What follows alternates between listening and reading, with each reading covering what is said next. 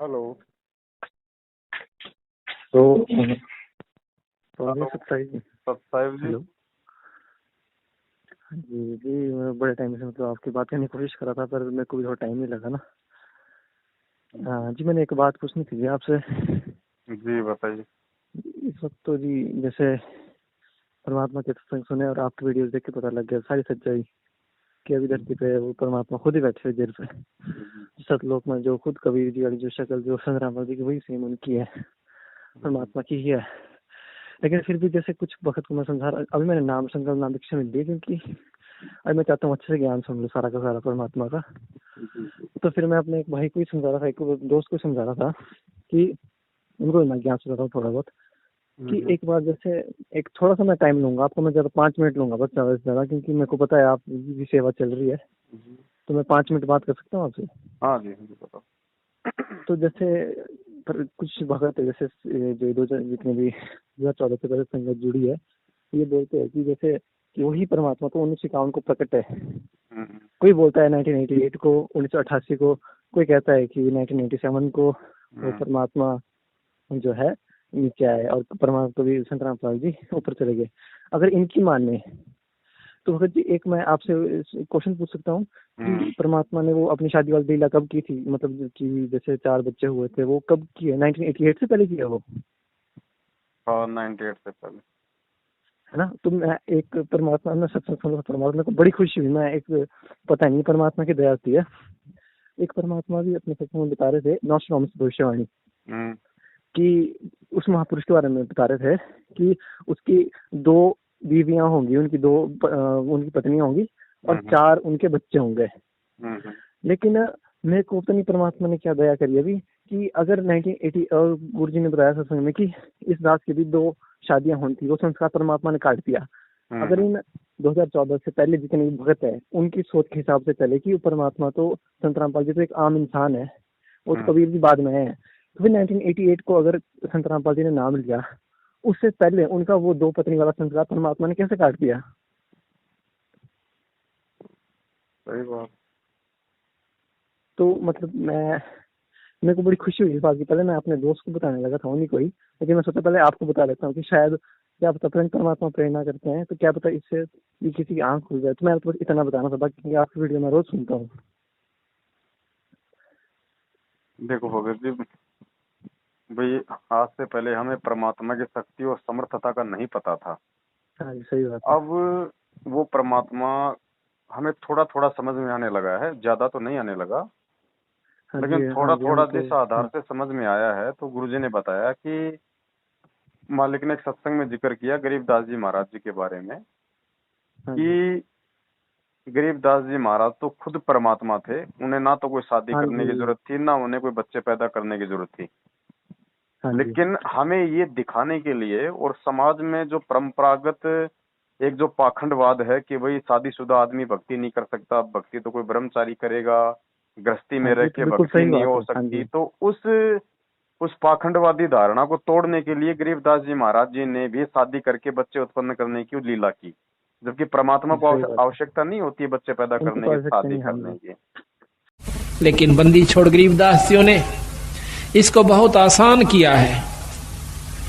इसको ऐसा मार्ग बता दिया है कि आप काम करते हुए अपने खेत में, जैसे उन्होंने उदाहरण दे के बताया, नहीं तो उस भगवान ने यहां पर आने की कोई आवश्यकता नहीं थी, और ना ही उन्होंने बच्चे पैदा करने की आवश्यकता थी, क्योंकि वो पूर्ण ब्रह्म परमात्मा थे। लेकिन हमारे इस भ्रम को दूर करने के लिए कि आपके मन में क्या जमा हो चुकी है, हमारे अंदर भी यही थी। हम तो एक साधारण सा अपना नाम ले लिया करते थे, आरती कर लिया करते थे, जब तक हमने पूर्ण ज्ञान नहीं हुआ था, इस उद्देश्य से कि हमारे थोड़े बहुत काम सर जाएंगे, भगवान की आरती कर लें। बाकी प्राप्ति की हमें कोई उम्मीद नहीं थी, परमात्मा प्राप्ति की। जब से बंदी छोड़ गरीबदासियों का, कबीर साहिब का ज्ञान देखा, इसको समझा, और वे साथ में ये भी पता चला कि ये गृहस्थी थे, बाल बच्चेदार थे, इन्होंने अपने बच्चों के सारी ये क्रियाक्रम किया, विवाह भी किया, और साथ में उनका पालन पोषण भी किया, और फिर भक्ति करके परमात्मा प्राप्ति भी की। तो जब हमारे मन में यह कुछ उत्सुकता पैदा हुई कि जब बंदी छोड़ गरीबदास जी सारे काम को करते हुए पार हुए तो हम भी हो सकते हैं। अब लोग कहेंगे भैया अब अगर शादी नहीं की तो फिर बच्चे कैसे हो गए, फिर वो बच्चे किसके हैं। अब यहाँ भगत जी उस परमात्मा के जो समर्थता से जो व्यक्ति जो परिचित हो जाएगा ना, वो फिर इस तरह का सवाल नहीं करेगा। वो भी मेरे से उल्टे सवाल ये कर रहे थे ना कि अगर वो संत रामपाल जी, अगर वो खुद कबीर जी 1951 से, तो उन्होंने 4 बच्चे पैदा कैसे किए, क्या मतलब उनकी बीवी काल तो पता नहीं लगा, मतलब वो परमात्मा है, वो तो कुछ भी कर सकते जब इस काल को। वो एक रूप में बीवी के साथ है, वो एक रूप में सतलोक में बैठा है, एक रूप में बीवी के साथ है, एक रूप में परमात्मा एक आम व्यक्ति की भूमिका कर रहा है। वो उसका भगत जी वो भगवान है, और हमें भगवान की समर्थता का नहीं पता भाई, वो क्या कर सकता है। वो आपके सामने खड़ा हो जाएगा और मुझे दिखाई नहीं देगा, वो आपसे बात कर रहा है, आप उनकी बातें सुन रहे हैं और मुझे पता ही नहीं कि कौन खड़ा है, कौन बातें कर रहा है। मुझे सामने वाला भी चुप दिखाई दे रहा है भगवान, और भगवान तो मुझे दिखाई कहाँ देगा। ये क्या कर लेगा, ये एक ही समय में पूरी पृथ्वी के प्राणियों के साथ बातचीत कर सकता है सामने प्रकट होके, और जिसको चाहे उसको दिखाई दे, जिसको चाहे उसको ना दिखाई दे। हाँ जी, मैं भी उनको यही समझा रहा था कि अब जैसे उस परमात्मा काल को नीचे पता लग जाए, वही परमात्मा, वही सूरत वाला परमात्मा नीचे है, इसका तो कलेजा फट जाए। जब उस काल को पता नहीं लग पाता कि वो परमात्मा नीचे आया हुआ है, तो उनकी जो पत्नी जो रह रही है तो जीव है, उनको क्या पता लगेगा कि वो साथ में कौन बैठे, कौन परमात्मा क्या लीला कर रहे हैं। परमात्मा भगत जी मालिक है, वो धरती पे प्रकट है भगत जी। वो हाँ जी, ये चीज है ना, ये कुछ बातें ऐसी होती है भगत जी, वो अनुभव की होती हैं। कुछ बातें आप किसी को बता के नहीं समझा सकते हो। अब जैसे सिकंदर लोधी परमात्मा को वहां दिल्ली के दरबार में लेके गए खूनी हाथी के आगे मरवाने के लिए, ठीक है। अब वहां खूनी हाथी के आगे परमात्मा को डाल दिया। अब क्या बताया गुरुजी ने कि वहां पूरी दुनिया को तो वो कबीर दिखाई दे रहा है, और हाथी को जो है वो शेर दिखाई दे रहा है। तो अनारो माई को क्या दिखाई दे रहा है, परमात्मा किस रूप में है, किस आत्मा को खड़ा कर रखा है, किस आत्मा के मतलब वो प्राण डाल के, या वो परमात्मा तो बिना आत्मा के भी शरीर बना के उसके साथ में रख देगा पूरा जीवन उसका पति बना के। बिल्कुल सही बात। वो समझ ही नहीं पाएगी वो इन चीजों को क्या है क्या नहीं है। भाई ये भगवान है भगत जी, इन चीजों को ये ऐसे नहीं समझा सकता। बहुत जन्म जन्मांतरों के मजबूत भक्ति संस्कार से थोड़ा बहुत ये भगवान समझ में आता है।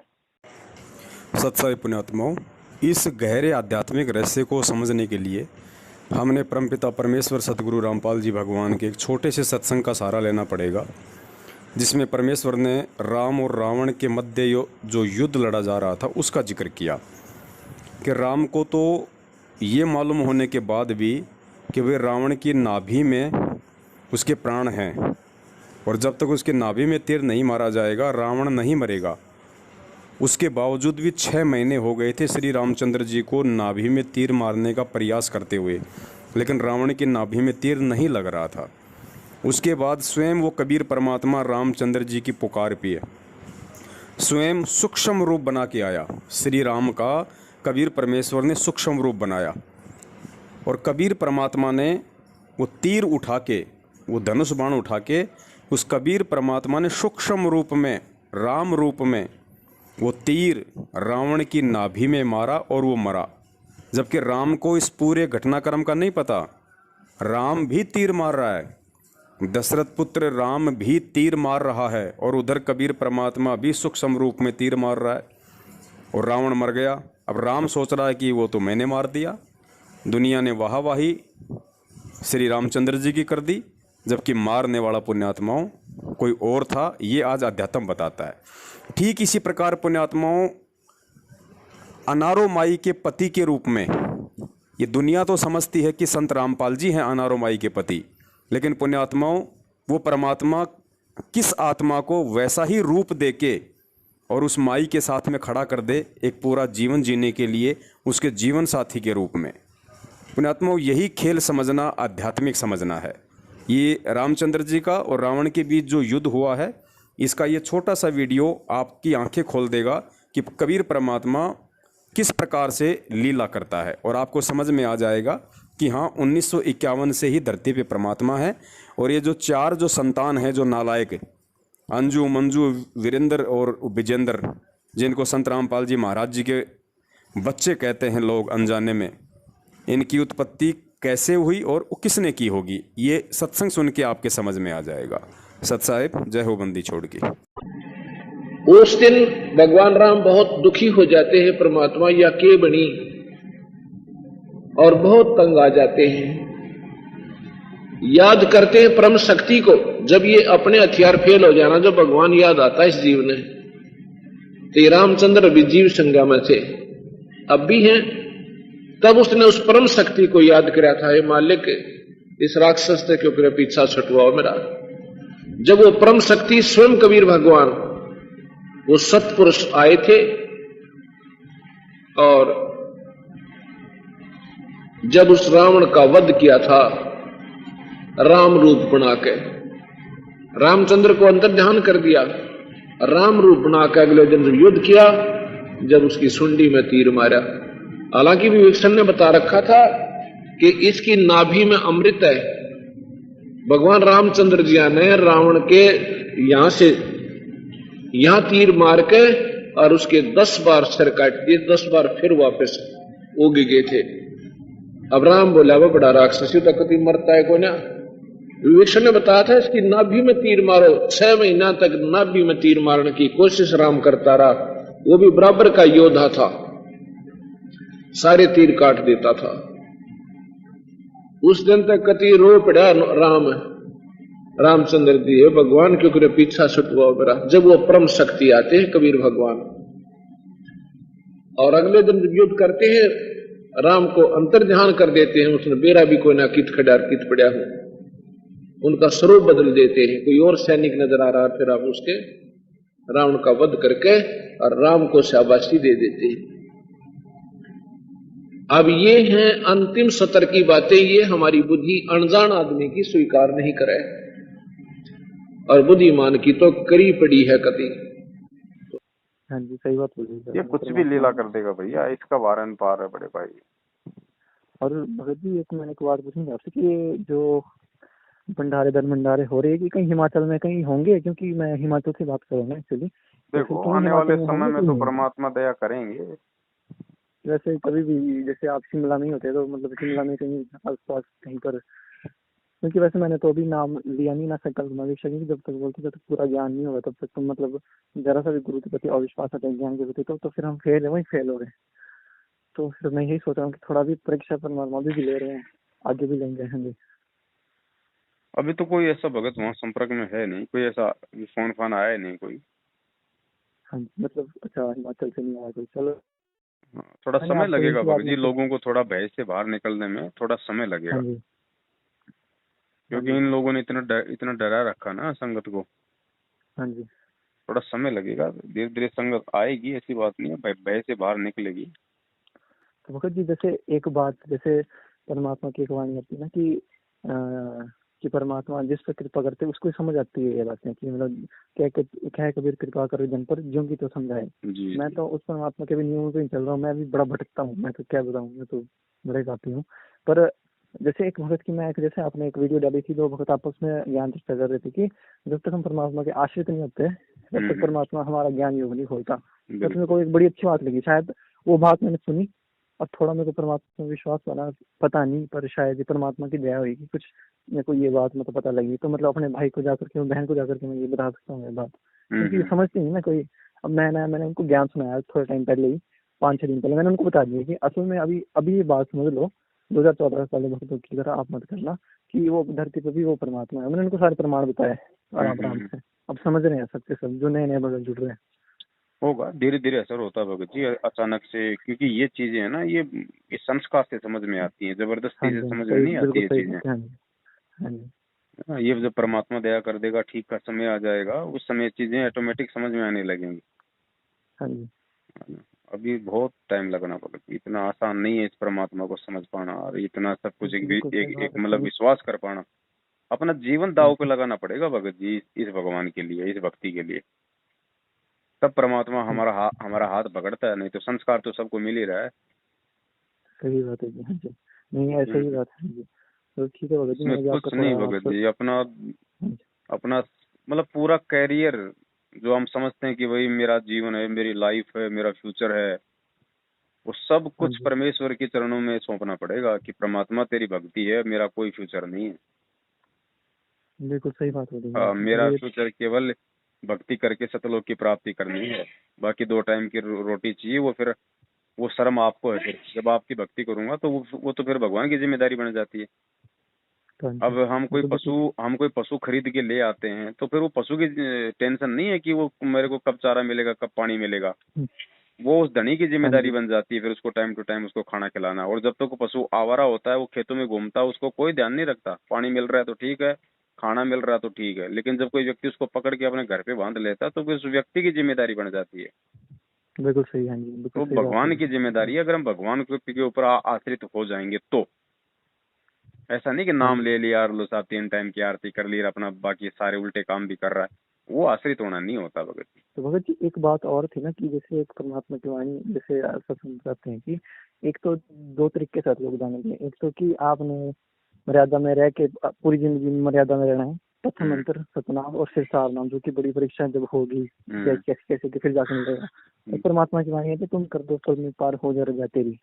तो ये वाणी में तुमने को मतलब समझ नहीं, क्योंकि ऐसा भी हो सकता है कि मतलब ऐसा नहीं होगा। वो पल में पार करने वाली रजा भी तो तभी होगी जब हम मर्यादा में रहेंगे, भगवान के प्रति समर्पित होंगे, भक्ति करेंगे। सही बात, हाँ जी।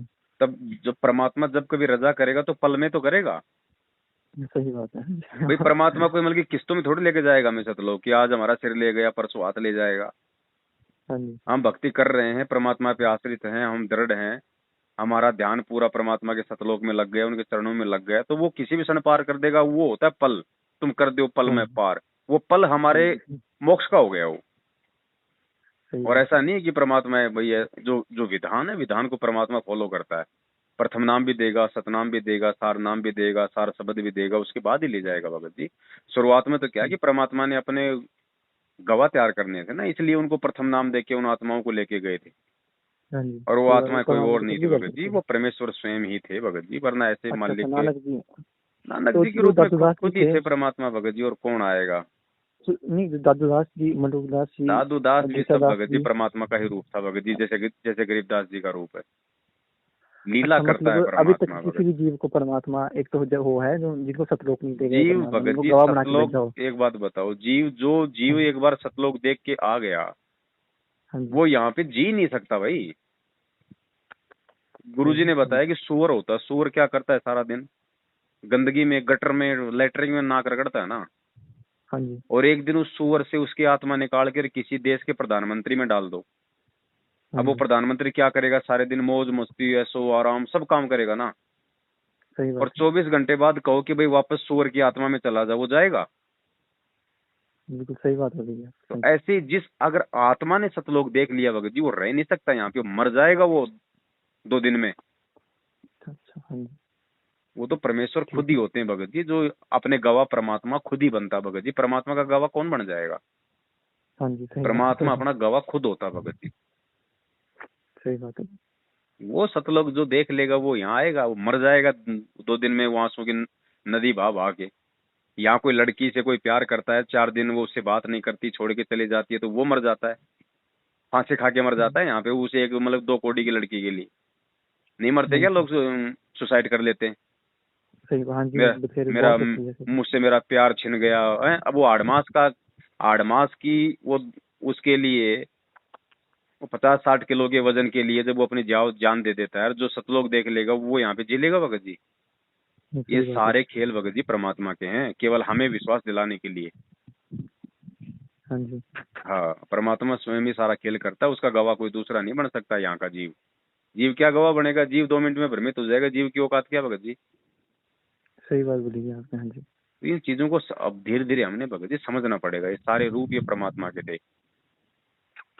जिन जिनको परमात्मा ने सतलोक दिखाया, जिनको अपना गवाह बनाया ना, हाँ जी, ये सारे परमात्मा के स्वयं के ही रूप थे भगत जी, कोई दूसरा नहीं था। बिल्कुल सही बात है जी। क्योंकि मैं एक बार भाई बागे वाले जी की जन्म साखी किया मैंने, पता नहीं कोई पढ़ी कोई सिख धर्म में ना, तो जब नानक जी ने जब शरीर छोड़ा ना, तो उनकी लीला सेम थी जैसे कि कबीर साहिब जी ने अपना शरीर छोड़ा था कि मतलब एक चादर ऊपर ओढ़ी थी, नीचे फूल मिले थे। तो इससे पता, तो जो आपकी वो बात, मेरे को उस टाइम विश्वास नहीं हुआ कि नानक जी खुद कबीर जी थे। मेरे को उस दिन विश्वास हुआ जब मैंने धर्मदास की अब जैसे परमात्मा ने मतलब धर्मदास का किया रोल सारा, है ना। अब एंड टाइम पे धर्मदास को जैसे सार शब्द दे दिया है, उसके बाद वो मतलब विचलित होने लगा कि साहब अब तो मालिक ने देखा भाई ये तो काम बिगाड़ेगा, अपने बच्चों को बताएगा, उसको जीवित समाधि दे दी। तो परमेश्वर ने एक भगत जी एक मतलब ज्ञानी आत्मा के लिए एक उदाहरण पेश कर दिया। आज हम, क्योंकि पिछली पीढ़ी था भगत जी, मोक्ष का मार्ग तो पार होने का समय तो आज है ना। तो आज भगत जी, आज हम लोग विचार करेंगे फिर परमेश्वर के ज्ञान से कि भाई जो गलती धर्मदास ने कर दी, सार शब्द मिलने के बाद भी जो मतलब उस परमेश्वर के वचन पे नहीं टिक सका और अंदर से इतना वो उतनी उसने वो कमजोरी दिखा दी कि वो अंतर्यामी परमात्मा जान गया कि ये सार शब्द का भेद खोलेगा, ये अपने पोते पोतियों को देगा, अपने बेटे को देगा सार शब्द, और ये काल का दाव लग जाएगा। तो गुरुदेव हमें ये समझाना चाह रहे हैं कि बच्चों, जो अपने बाल बच्चों के प्रति या अपने पोते पोतियों के प्रति जो मोह, इतना ज्ञान और मंत्र लेने के बाद जो धर्मदास में रह गया था, तुमने वो गलती भी नहीं करनी है, क्योंकि गलती की तभी तो वो रहा। तो वो भूमिका भी परमात्मा ने खुद ही की थी। भगत जी सारे खेल परमेश्वर के हैं। तो अब आप परमात्मा को पहचानोगे, उसके लिए सारा कुछ किया भी स्वयं ही है। परमात्मा ने कहा था 600 वर्ष पहले, जब धर्मदास जी बहुत व्याकुल हो गए थे। धर्मदास जी को आप खूब समझते होंगे। धर्मदास जी, आदरणीय धर्मदास साहिब जी एक बहुत ही पुण्यकर्मी प्राणी थे। और विचार करो पुण्यात्माओं, जिसके साथ भगवान रहे, साथ साथ फिरे, उससे पुण्यात्मा कौन होगा? साथ रहे, लेकिन हम समझ नहीं सक पाए, क्योंकि परमात्मा कहते मैं रोवत हूं सृष्टि को, सृष्टि रोए मोहे। और गरीबदास इस योग को समझ नहीं सकता कोई। धर्मदास जी के साथ भगवान रहे और ऐसे ऐसे लीला करके दिखाई जो भगवान ही कर सकता और कर ही नहीं सकता, और फिर भी बुद्धि काम ना करी। धर्मदास जी की आंखों देख भी आ कि वहां से सचमुच ये परमात्मा है, हमारे ऊपर इतना प्रेशर है, उसके बाद भी मोहवश इतना अंधा हो गया। जब परमात्मा ने कहा कि धर्मदास मेरी लाख दुहाई, धर्मदास मेरी लाख दुहाई, ये मूल ज्ञान कई बार न जाई। जो मैंने तुझे ज्ञान, मूल ज्ञान दिया है, वास्तविक ज्ञान दिया है, इसका अभी कहीं चर्चा ना करना। और फिर कहा कि धर्मदास मेरी लाख दुहाई, ये सार शब्द कई बार न जाई। सार शब्द बार जो पढ़ी, बिचली पीढ़ी हंस नी तरही। अब धर्मदास जी को परमात्मा ने बताया कि ये ज्ञान और ये नाम, जो तीनों मंत्र हैं, सतनाम और सारनाम, ये 3 मंत्र का एक जाप बन जाता है। ये आप किसी को नहीं बताना, खुद मंत्र जाप कर ले और इससे मोक्ष होगा। इसके बगैर मोक्ष नहीं हो सकता प्राणी का, अधिकारी संत से प्राप्त लेना पड़ेगा। अपने आत्माओं, जब धर्मदास जी ने ये भी देख लिया कि समर्थ है ये तेरे साथ खड़ा, सतलोक में भी देख आए, वापस आ लिए, फिर भी उसके मन में मोह इतना छा गया, रोने लग गया बैठ के। परमात्मा ने कहा क्यों मायूस हो गया भाई भगत? तब वो क्या कहता है कि भगवान आपने स्पष्ट कर दिया कि इन मंत्रों के बगैर मोक्ष नहीं। ये जो मंत्र आप बता रहे हो, सतनाम और ये सारनाम, ये 3 मंत्र का जाप है, इसके बगैर मोक्ष नहीं। और ये मेरे बच्चे, आपने मेरे को 42 पीढ़ी का जो है ना वरदान दे दिया, 42 पीढ़ी मेरा वंश चलेगा, तो मेरे बच्चे पार कैसे होंगे? यूं कहकर रोने लग गया। तब परमात्मा ने कहा कि धर्मदास तू अंधा मत हो, यदि ये ज्ञान और ये नाम आपने इनको बता दिया, आने वाले समय में तेरे इस पंथ में तेरे वंशजों को काल ठगेगा और इनको भ्रमित कर लेगा, अपने दूत भेजेगा। उन दूतों को ये हाथ लग गए मूल मंत्र, तो बिचली पीढ़ी मैं सबको पार करूंगा विश्व को, तो ये पार नहीं हो पाओगे भाई, मेरा मिशन खराब हो जाएगा, मेरा सारा दाव नष्ट हो जाएगा जो मैं लगाना चाहता हूं। तो धर्मदास मेरी लाख दुहाई, लाख दुहाई, और ये सार शब्द की तो बार ना जाई। अब धर्मदास जी बहुत दुखी हो गया। परमात्मा ने सोचा यू काम बिगाड़ेगा, यू डोबेगा, कहानी मेरी बनी बनाई। तो परमात्मा ने प्रेरणा की उस दिन, उसके अंदर प्रेरणा की और उसने कहा कि भगवान मैं बहुत अंधा हो चुका हूं, वो बस मेरे बस की बात नहीं रही। परमात्मा बोल मुझे सतलोक भेज दो भगवान, मुझे सतलोक व धुन लगा दी दाता ने, अब चल तुझे सतलोक भेजते हैं। जगन्नाथपुरी में एक प्रेरणा की परमात्मा ने उसको कि अगर ये यहाँ रहेगा बच्चों में इसकी ममता नो की नो बनी रहेगी, यू काम बिगाड़ देगा सारा, यू नाम बता देगा। एक बात बताओ, हाँ जी, जब काल भगवान 1000 कलाओं का भगवान है, वो 1000 रूप बना सकता है एक समय में। सही बात है। अक्सर पुरुष 10,000 कलाओं का स्वामी है, वो 10,000 रूप बना सकता है अलग अलग एक ही समय में। और ये परमात्मा अनंत कोटि कलाओं का प्रभु है। आप एक बात बताओ, परमात्मा काशी के भंडारे में थे। हाँ जी, केशव बंजारा कौन बन के आया था? कोई कबीर जी आए थे बन के। अब वो केशव बंजारा रूप में तो भगवान सवाल कर रहा है कि परमात्मा वो सतलोक कैसा है, और आप कहते हो इतना अच्छा सतलोक है, आप उस इतने अच्छे लोक से इस गंदे लोक में क्यों आए? यहाँ पे आपको गालियां पड़ रही हैं, आपको लोग मारते हैं, आपकी बात नहीं सुनते। अब एक रूप में तो भगवान बिल्कुल मतलब भोला बना हुआ है, जैसे उसको मालूम ही नहीं मतलब सतलोक है क्या, सवाल कर रहा है। और दूसरे रूप में परमात्मा खड़ा होकर कबीर रूप में उन बातों का जवाब दे रहा है। तो ऐसे ही भगत जी, धर्मदास जी का, नानक जी का, मलोकदास जी का, दादू जी का, घीसा संत जी का और ये गरीबदास जी का, ये सारे रोल उस परमेश्वर के स्वयं है। तुम साहेब तुम संत हो, तुम सतगुरु तुम हंस, गरीबदास तेरे रूप बिना और न दूजा अंश। तुम ही परमात्मा हो, तुम साहेब तुम संत हो, तुम ही यहाँ संत रूप में एक तत्वदर्शी संत की भूमिका भी आप ही कर रहे हो। और तुम सतगुरु तुम हंस, आप ही सतगुरु हो, सच्चा ज्ञान देने वाले और अधिकारी नाम देने के। और तुम ही हंस हो, हंस अर्थात जो एक भक्त के अंदर जो गुण होने चाहिए वो भी कहते हैं परमात्मा आप में ही विद्यमान है। और आपके बिना, आपकी शक्ति के बिना या और न दूजा अंश, आपकी शक्ति से ही सब ब्रह्मांड चल रहे हैं। आपकी शक्ति से सब प्राणों में ये शक्ति है चलने और बोलने की। हे परमात्मा तेरे बिना तो कुछ भी नहीं है। गीसा संत के विषय में परमात्मा की वाणी नहीं आती, मूर्ख मनवा काल की चिंता क्यों सताती है, सतगुरु अपना साथी है। उसमें आगे क्या आता है कि अविनाशी को मारण चाल्या जीता लम्बरदारा। जो वो जीता नाम का जो चौधरी था, जो गीसा संत जी को मतलब मारने के लिए गया था, तो परमात्मा क्या बोल रहे कि अविनाशी को मारण चाल्या जीता लम्बरदारा। भगत जी, अविनाशी कौन होता है? समझ गया आपकी बात। हाँ जी, ये सारे खेल परमेश्वर के हैं भगत जी। मूर्ख मनवा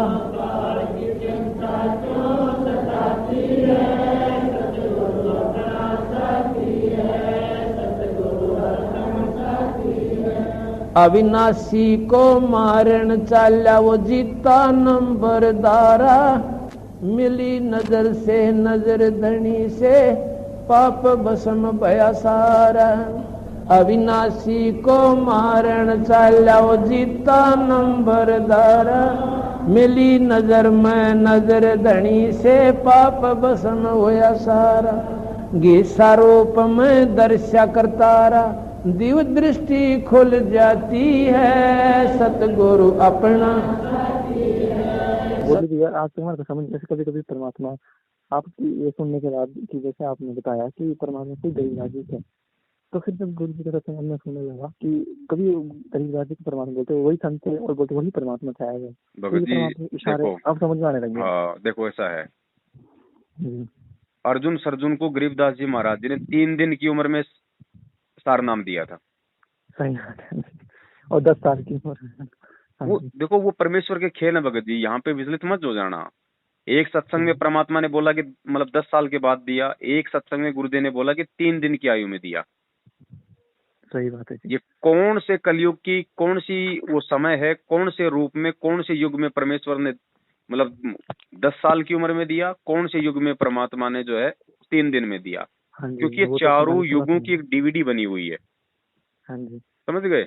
चारों हाँ जी। युगों की एक डीवीडी बनी हुई है। ऐसे ही एक गरीबदास आता है, ऐसे ही एक नानक आता है, ऐसे ही एक वो कलयुग आता है, ऐसे त्रेता में राम आता है, ऐसे द्वापर में श्री कृष्ण आता है। सेम टू सेम नाम यही रहते हैं भगत जी, खाली आत्माएं चेंज हो जाती हैं। जैसे जैसे हर 5 साल में प्रधानमंत्री बदलता है, लेकिन वो प्रधानमंत्री का जो पद है वो का वो रहेगा, नाम उसका प्रधानमंत्री रहेगा, वो आदमी चेंज होते रहेंगे। अच्छा अच्छा अच्छा। हाँ जी। तो ये कौन से युग की, कौन से समय की परमात्मा बात कर रहे हैं? कौन से युग में परमात्मा ने मतलब 3 दिन में नाम दिया? कौन से युग में परमात्मा ने अर्जुन सर्जुन को मतलब 10 साल की उम्र में नाम दिया? ये उस मालिक के खेल है। हमने इन चीजों पे डिबेट नहीं करना कि भाई गुरुजी एक सत्संग में तो बोल गए सही कि बात है 3 जी। दिन में दिया, हाँ जी। एक सत्संग में गुरुजी बोल गए कि मतलब वो। अब जब गुरुजी हमें 10 वर्ष बोल रहे हैं तो उस समय वो ही सही है, और जब गुरुजी हमें 3 दिन वाला बोल रहे हैं तो वो ही सही है।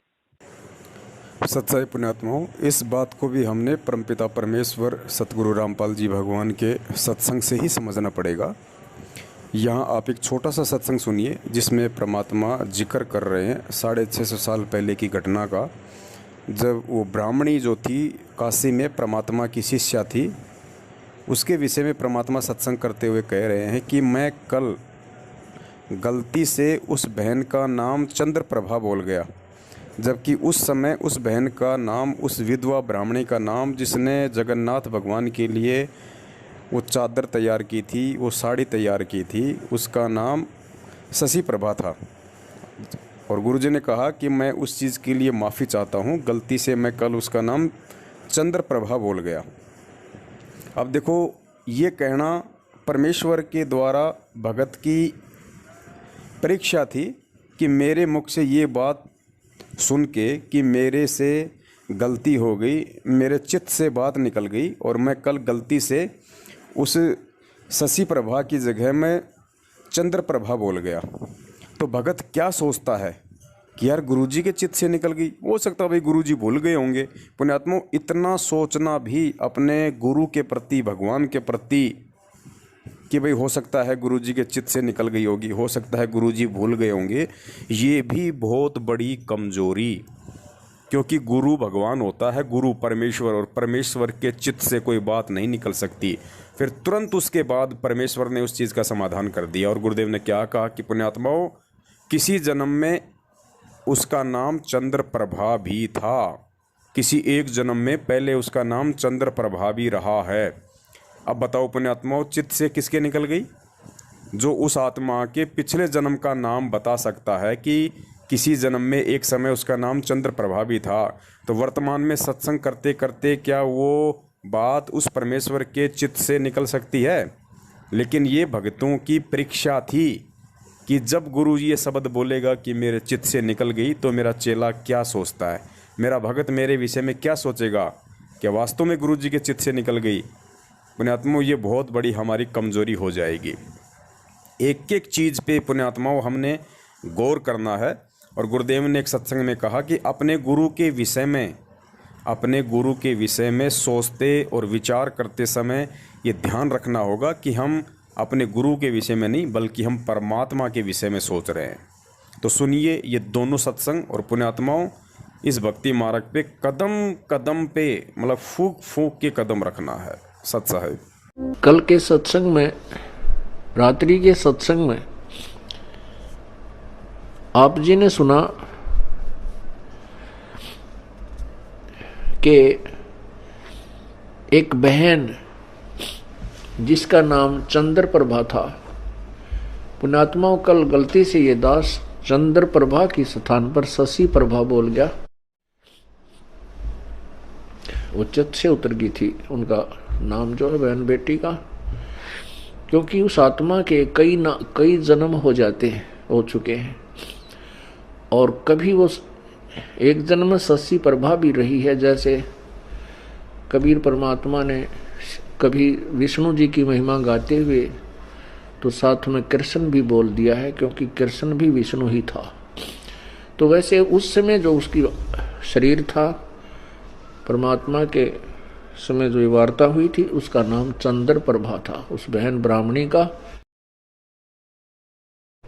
इसी प्रकार ये भक्ति आध्यात्मिक परमात्मा प्राप्ति रूपी जो प्रश्न है, ये क्वेश्चन है, ये क्वेश्चन है, इसको हल करने के लिए, इसको सोल्व करने के लिए आपने इस दास को भगवान मानना पड़ेगा। तब आपकी आध्यात्मिक क्रियाएं सफल होंगी। जैसे आप यहां से जाओगे, आपने परमात्मा देखा नहीं है, आपने इस दास को देखा है, वो परमेश्वर इस दास का रूप धारण करके आपके समक्ष वहां खड़ा होगा। अब जैसा जिसका व्यवहार इस दास के प्रति यहां है वो वैसा ही करेगा। जैसा आपका इस दास के प्रति आपके मन में दोष या श्रद्धा है वो ज्यों की त्यों वहां होगी। जब आपकी वहां एक बार फिर जो है पछोड़ लाओगा परमात्मा, आपके पास भक्ति धन भी है, आपके अंदर गुरु जी के प्रति वह श्रद्धा नहीं है जितनी भगवान के प्रति होनी चाहिए, तो भी आप वहां से रिजेक्टेड हो जाओगे तिरकुटी के ऊपर। पुण्यात्माओं, ये आपको रिहर्सल कराई जा रही है आपसे, और आपने इस रिहर्सल में इस दास को प्रभु मानकर व्यवहार करना है, परमात्मा जानकर हर तरह की क्रिया करनी है। बोलते समय, चालते समय अंदर में कोई विशेष गुरु जी के विषय में विवेचन करते समय आपने ये जानना पड़ेगा कि जैसे हम भगवान के बारे में सोच रहे हैं, आपने ये विचार करना चाहिए कि हम गुरु जी के बारे में क्या सोच रहे हैं। नहीं, हम भगवान के बारे में सोच रहे हैं। यदि इस दास में कोई दोष देख रहे हो तो आप परमात्मा में दोष देख रहे हो, या तो फिर त्याग जाइए, यहां से चले जाइए। आपको ऐसे गुरु की आवश्यकता नहीं जिसमें आप दोष निकाल रहे हो।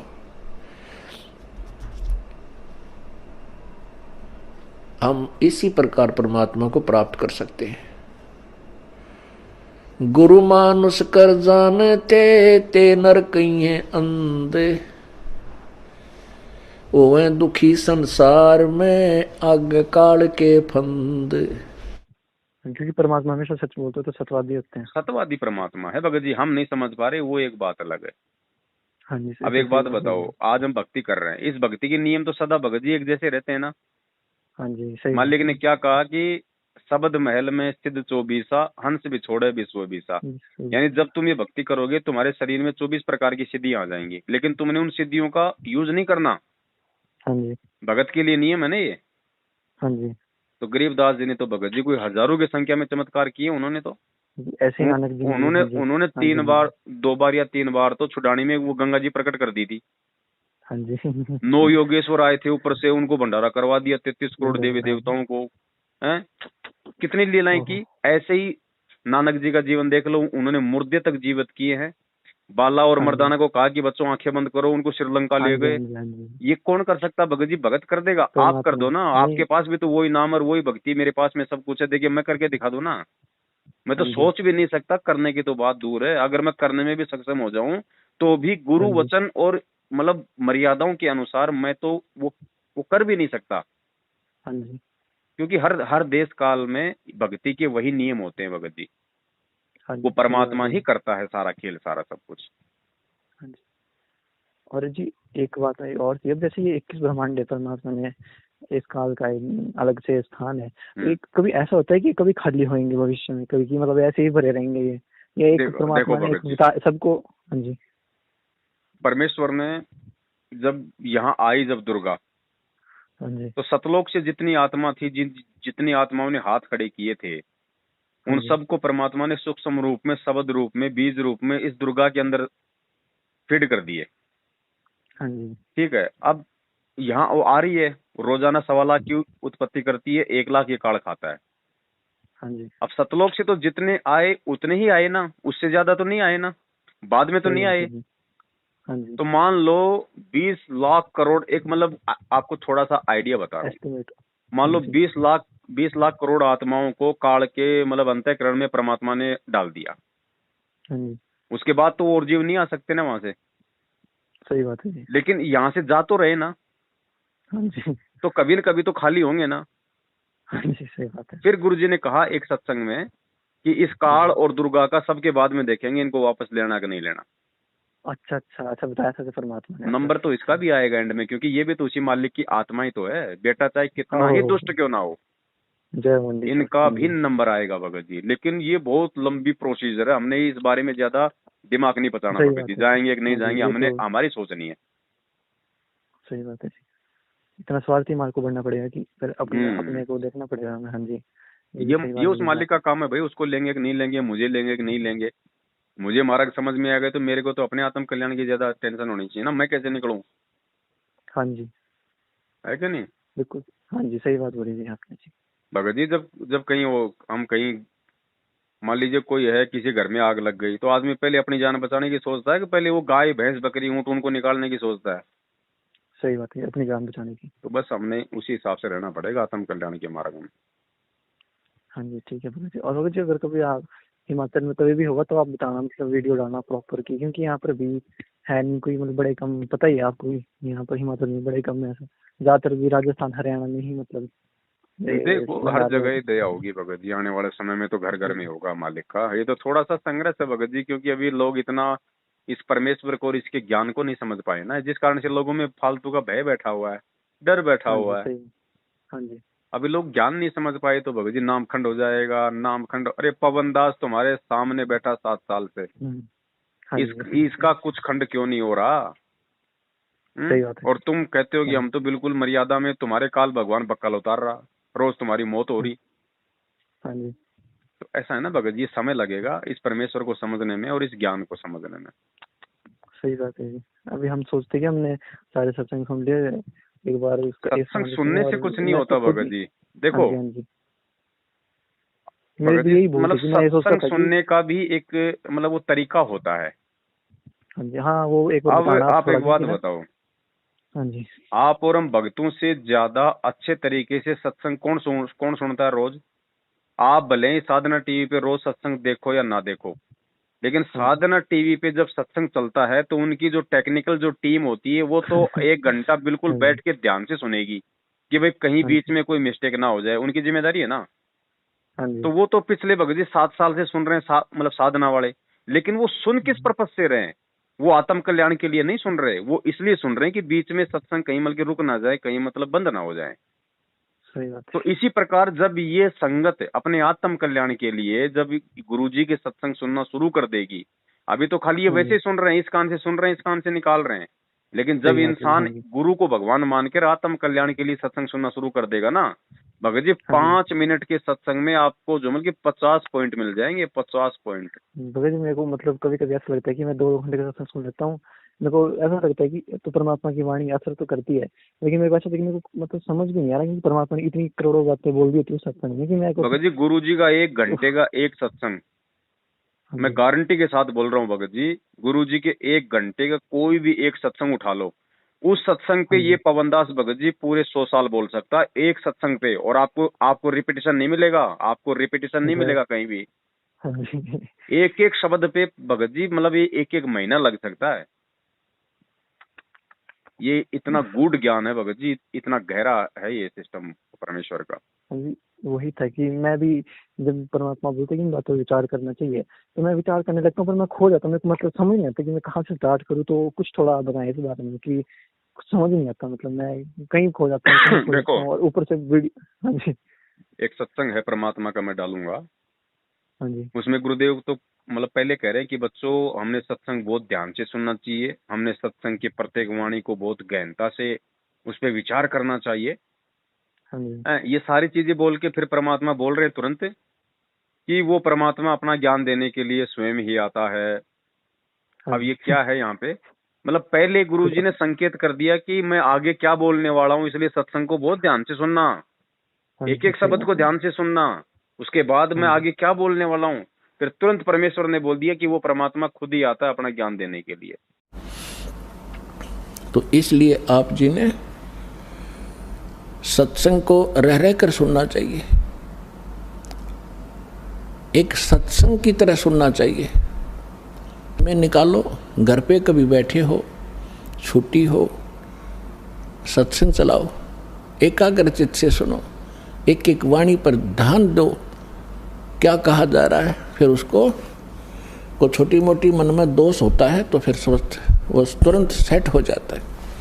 तो प्रसंग चल रहा है कि वो परमात्मा इस यथार्थ ज्ञान को देने के लिए स्वयं ही आते हैं। सभी वेद प्रमाण करते हैं। ऋग्वेद मंडल नंबर 9 सूक्त नंबर 1 मंत्र 8 और 9 में, ऋग्वेद मंडल नंबर 9 और सूक्त 20 मंत्र 1 में, ऋग्वेद मंडल नंबर 9 सूक्त 86 मंत्र 26 और 27 में, ऋग्वेद मंडल नंबर 9 सूक्त 82 मंत्र 1, 2, 3 में, ऋग्वेद मंडल नंबर 9 सूक्त 54 मंत्र 3 में, ऋग्वेद मंडल नंबर 9 सूक्त 94 के मंत्र 1 में, ऋग्वेद मंडल नंबर 9 सूक्त 95 के मंत्र 2 में, ऋग्वेद मंडल नंबर 9 सूक्त 96 के 96 के मंत्र 16 से लेकर 20 तक, और भी अनेक स्थानों पर, यजुर्वेद अध्याय नंबर 29 मंत्र 25 में, और भी बहुत से स्थानों पर परमात्मा की महिमा का वर्णन है। उसमें क्या लिखा है कि वो पूर्ण परमात्मा जिसने सारी सृष्टि की रचना की है, जिसने सब जीवात्माओं को भी उत्पन्न किया है, वो ऊपर के लोक में, धूलोक माने तेजो में लोक में, उसके तीसरे पोर्शन में बैठा, टॉप मोस्ट प्लेस पे, और वहां से गति करके आते हैं, और इतनी तेजी से आते हैं जैसे बिजली विद्युत आके ऊपर आकाशीय बिजली चलती है। और किस उद्देश्य से आते हैं? अच्छी आत्माओं को मिलते हैं, उनको तत्व ज्ञान से परिचित कराते हैं, अपने द्वारा रची हुई सृष्टि को ठीक ठीक वही बताते हैं। तो पुण्यात्मा वो परमात्मा चारों युगों में आते हैं। सही बात है। हाँ जी भगत जी, बहुत गहरा है ये तत्वदर्शी संत के सत्संग है। गीता जी को समझना आसान है भगत जी, गुरु जी के सत्संगों को समझना बहुत टेढ़ी कीर है। ये तो गुरु जी खुद ही समझा सकते हैं। वही बात है, सब सुमरे अपने अनुमाना तो गति लखी न जाए, कहे कबीर कृपया कर जन पर जो कि तो समझाए। जिसपे गुरुदेव की दया होगी वही समझ पाएगा। पहले मैं सोचता था कि मेरे को एक होता है ना अंदर से एक ऐसा आता है घमंड जैसा कि मैं 3 घंटे का सत्संग सुन लिया वहाँ ये हो गया। पर जब मेरे को औकात पता लगने लगी आराम से अपनी, मेरे को तो 5 मिनट का सत्संग सुनने में को ऐसा रहता है कि मैं क्या बताऊँ आपको, मेरे को वही समझ नहीं आ रहा था कि परमात्मा क्या बोलना चाह रहे हैं। 1994 से परमात्मा सत्संग करने लगे हैं, 2014 तक सत्संग किए हैं।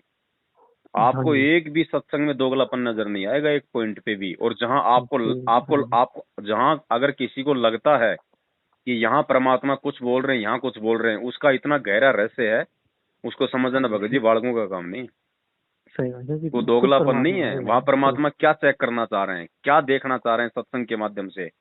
एक भगत के विचारों को परमात्मा टटोल रहा है, उसके ज्ञान को, उसके विश्वास को टटोलता है भगवान। सही बात है, बिल्कुल सही बात है कि परमात्मा मतलब एक सेकंड में परीक्षा ले रहे हैं। भाई भगवान मान लिया तो भगवान है, फिर उसमें मीन मेक नहीं चलती। और भगवान ऐसा नहीं कि कोई मतलब 20 साल बाद में जाके भगवान बनता है, पहले भगवान नहीं होता है।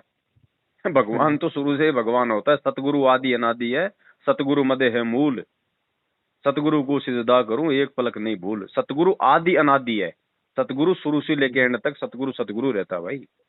वो तो भूमिका करता है भाई। अब ऐसा थोड़ी कि भाई वाणी के अनुसार 1997 में अगर परमात्मा ने आना है तो 1997 में परमात्मा अचानक से 50 साल का हमारे सामने खड़ा हो जाएगा। कौन जानेगा उसको, कौन पहचानेगा? कोई यकीन ही नहीं करेगा कि तू कौन है भाई, आज से पहले ना तेरे को देखा, ना जाना, ना पहचाना। और ऐसे अगर परमात्मा चमत्कार करेगा तो फिर ज्ञान से कौन समझेगा उसको? फिर तो चमत्कार से उसके पीछे लग जाएंगे। और बिना ज्ञान समझे आदमी मतलब सतलोक में टिक नहीं सकता, क्योंकि बिना ज्ञान के तो हमारे को नीचे पटकना पड़ा।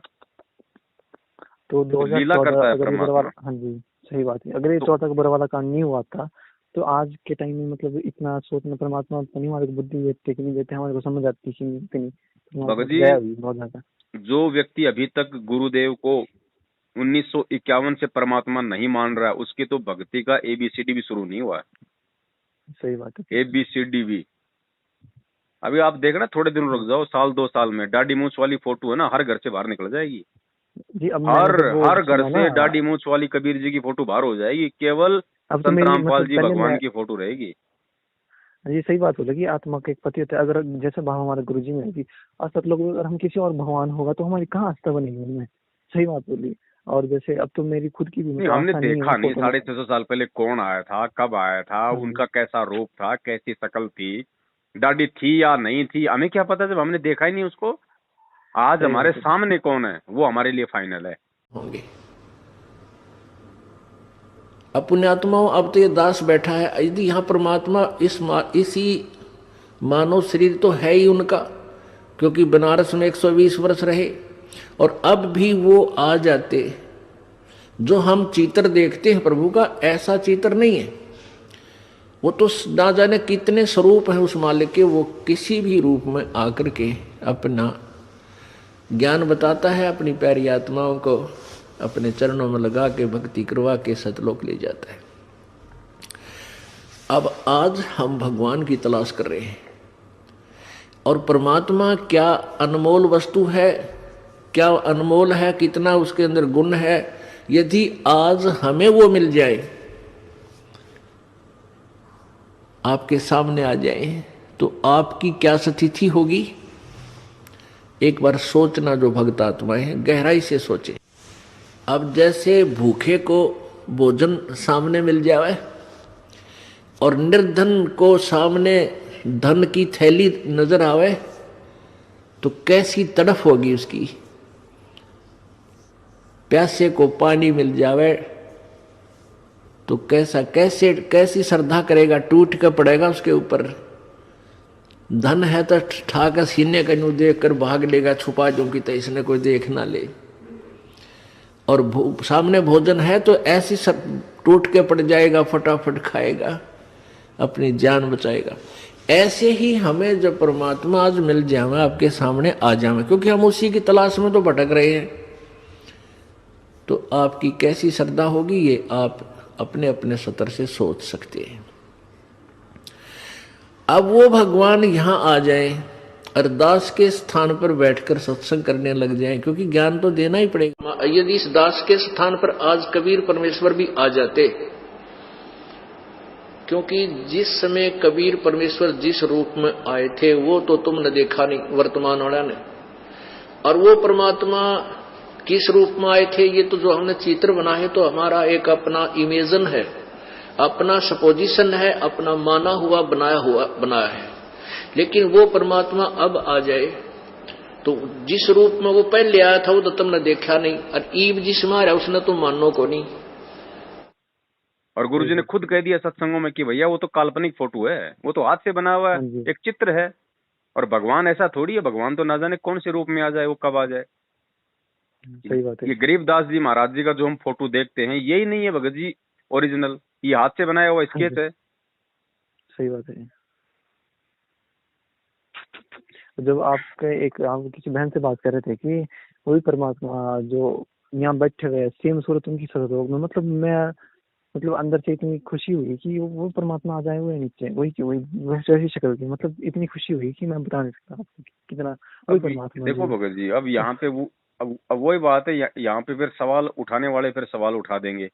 हाँ जी, हाँ जी। वो कहेंगे भैया अगर यही परमात्मा है तो फिर काल को क्यों नहीं पता, क्योंकि काल तो भगवान को जानता है, पहचानता है। भाई 21 ब्रह्मांड में 2 ही प्राणी हैं जो उस कबीर परमात्मा की उस वास्तविक शकल को जानते हैं, एक तो काल और एक ये दुर्गा। बाकी हम तो भगत जी मतलब जो है वो भूल ही चुके हैं, लेकिन इन दोनों को याद है, ये नहीं भूले। अब वो मालिक की समर्थता है भगत जी। वही बात है, सिकंदर लोदी के दरबार में उस पीलवान को और हाथी को तो शेर रूप दिखाई दे रहा है, बाकी लोगों को वो कबीर रूप दिखाई दे रहा है। तो परमेश्वर ने क्या कहा एक सत्संग में कि बच्चों अगर इस काल को मालूम पड़ जाए कि ये वही परमात्मा है तो इसका वो कलेजा फट जाए इसका। इसलिए परमात्मा अपने आप को छुपाते हैं उसके सामने। भाई भगवान है, समर्थ है, जिसको चाहेगा मतलब दिखाई देगा, जिसको चाहेगा नहीं दिखाई देगा, ये तो उसकी मौज है अपनी। इस काल के न्यूना जचरी के परमात्मा भी आते हैं यहाँ पे, यो पहचान ना पाता उसको। तो अगर इसने नो पता लग जा भगवान आ रहे हैं, जिसका कलजा पट जा, हार्ट अटैक हो जा। इसलिए परमात्मा एक सिंपल रूप में ऐसे रहते हैं, किसी का भी ना जसदेव भगवान होंगे, इस रूप में वो प्रभु आ जाते हैं। तो काल काल से परमात्मा इस प्रकार से पर्दा किए हुए, कहीं उस नालायक का मेरे को देख के वो कलेजा ना फट जाए कि लो जी अब तो भगवान यहाँ भी आ गए तो मेरा तो भोजन गया, मैं क्या खाऊंगा, मैं तो भूखा मर जाऊंगा, ये तो सबको लेके जाएगा। इसलिए परमात्मा, क्योंकि वो भी तो भगत जी मालिक की आत्मा है ना, बेटा चाहे कितना ही दुष्ट क्यों ना आ जाए, परमात्मा कहते हैं जो मैं पूत कपूत हूँ बहुर पिता को लाज, बेटा चाहे कितना ही नीचे क्यों ना गिर जाए, लेकिन माँ बाप को फिर भी भगत जी उसके भविष्य की चिंता रहती है। हम ये नवरात्रे चल रहे हैं, दुर्गा माता की लोग आरती गाते हैं, उसमें आता था पहले कि भाई पूत कपूत सुने हैं हमने, ना माता सुनी कुमाता।